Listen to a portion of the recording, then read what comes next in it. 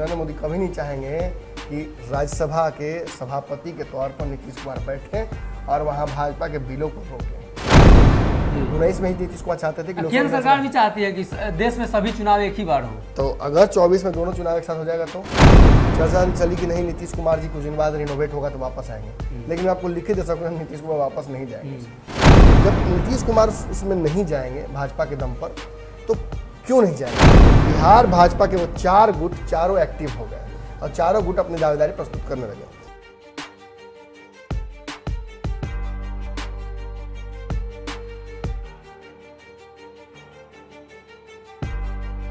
नमस्कार, पंचनामा देख रहे हैं आप, जहां हम करते हैं खबरों की चीरफाड़। एक बार फिर से हाजिर है नई खबर लेकर जिसकी चीरफाड़ की जाएगी।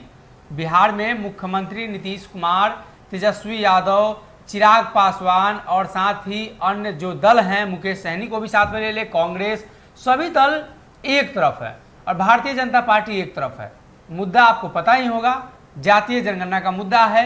और अभी कुछ देर पहले ही मुलाकात हुई है नीतीश कुमार और तेजस्वी यादव की। इस मुलाकात के बाद तेजस्वी यादव काफ़ी खुश दिखे हैं। तेजस्वी यादव ने पद यात्रा को रोक दिया है और उनका मानना है कि अब नीतीश कुमार यानी उनके चाचा से मुलाकात जब हो गई है तो सब कुछ ठीक होगा, आश्वासन भी मिला है।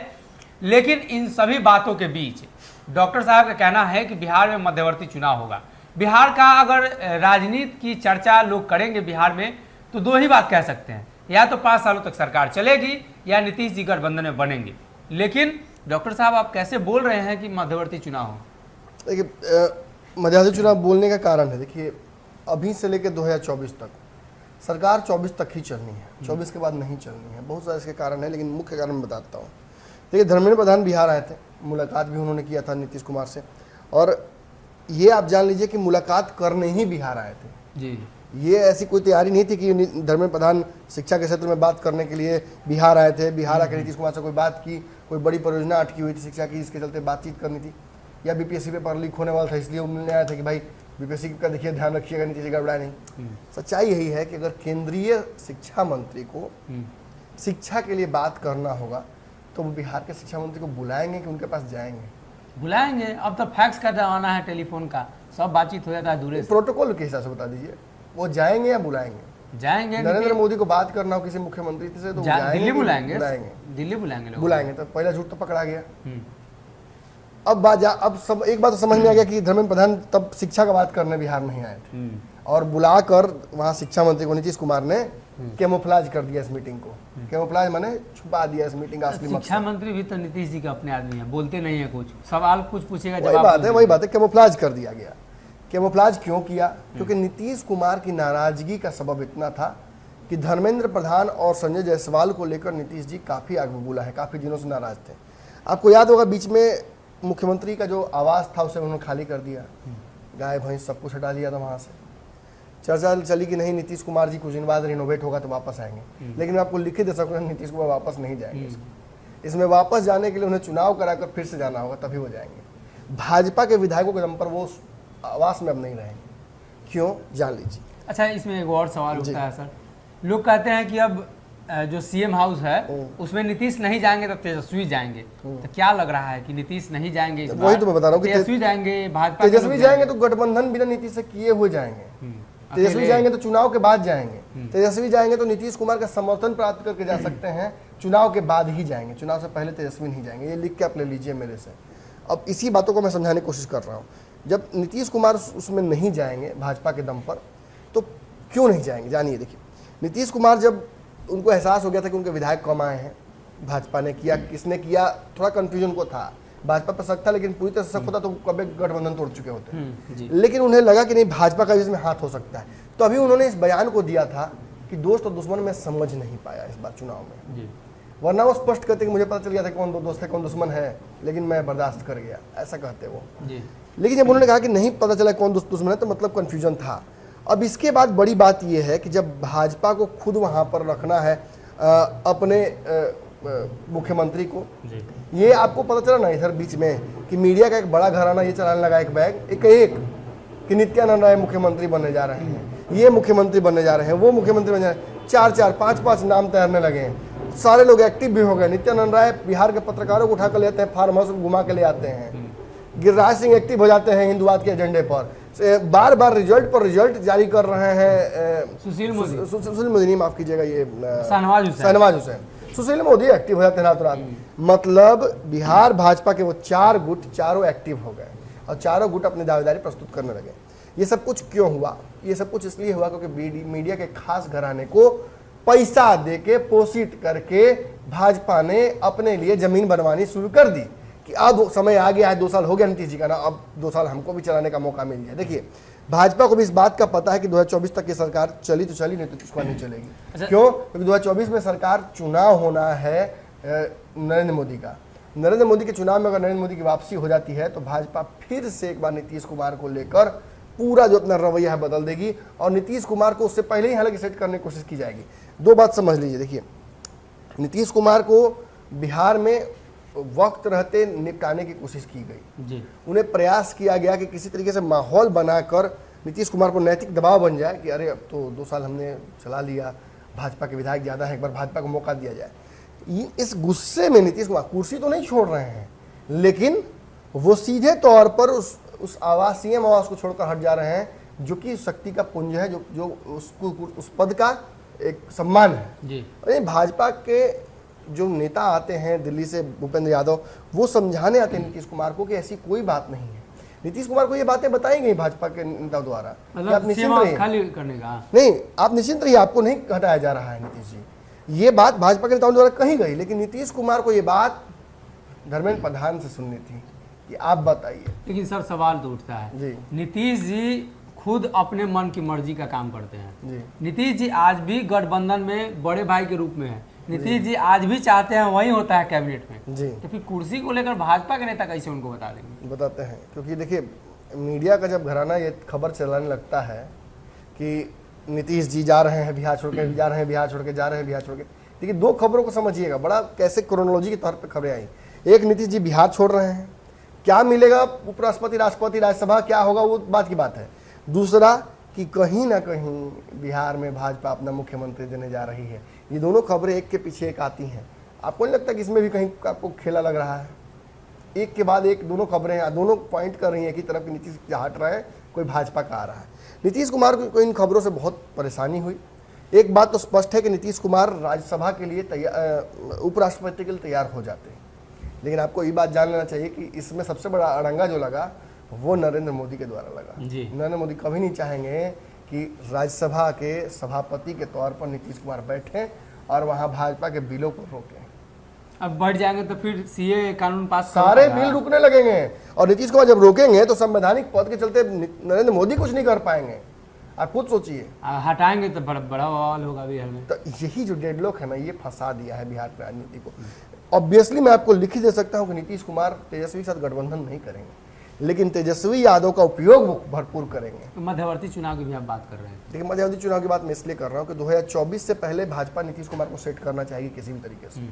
चाहे देखिए, एक बात और समझ लीजिए, ये तो आप लिख कर ले लीजिए कि नीतीश कुमार इस बार लोकसभा चुनाव लड़ रहे हैं।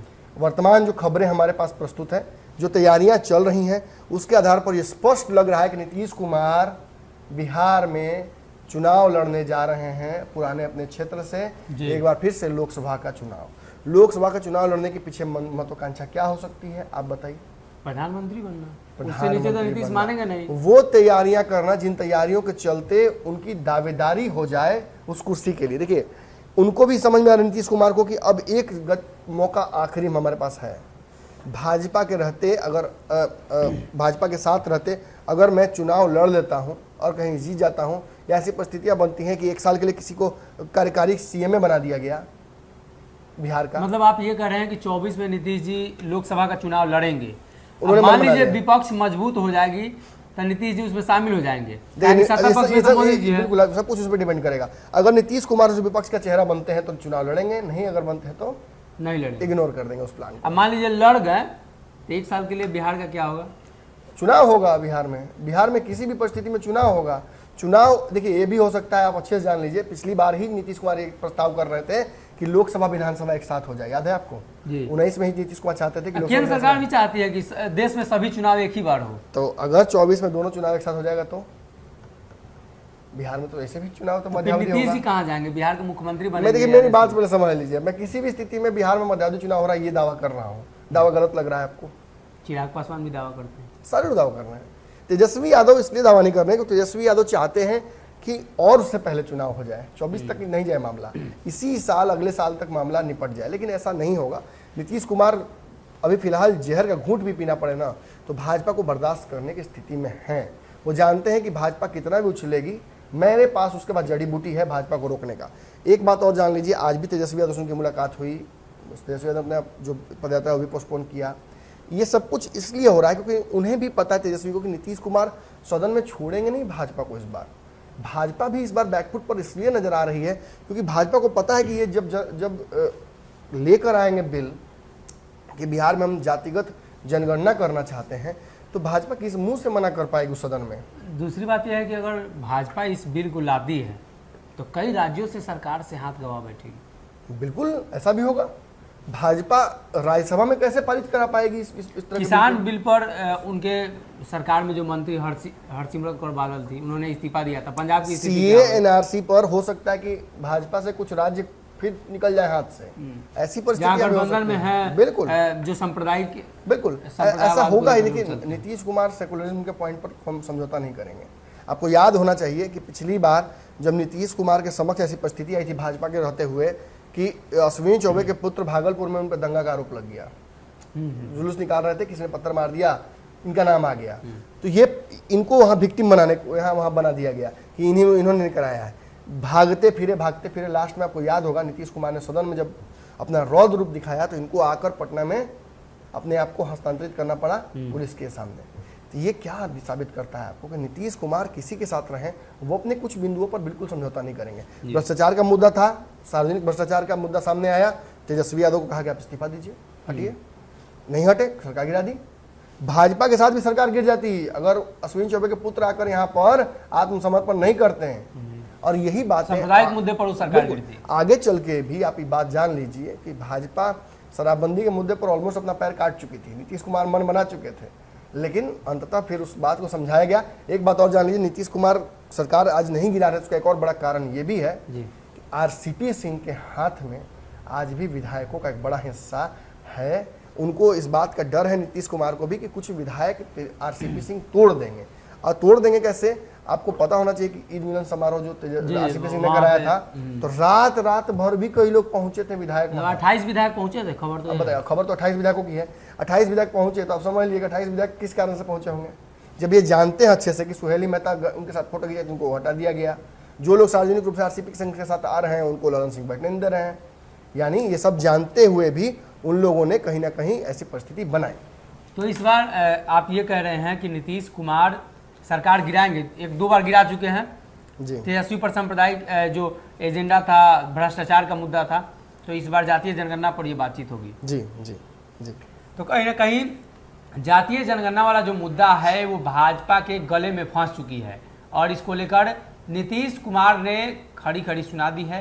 नीतीश कुमार का साफ तौर पे मानना है कि जिस तरीके से जनसंख्या नियंत्रण कानून, जातीय जनगणना, ये तमाम जो मुद्दे हैं इस पर हमारी जो राय है हम पहले ही रख चुके हैं और नीतीश कुमार इस मसले को लेकर आज तेजस्वी यादव से मुलाकात कर लेते हैं।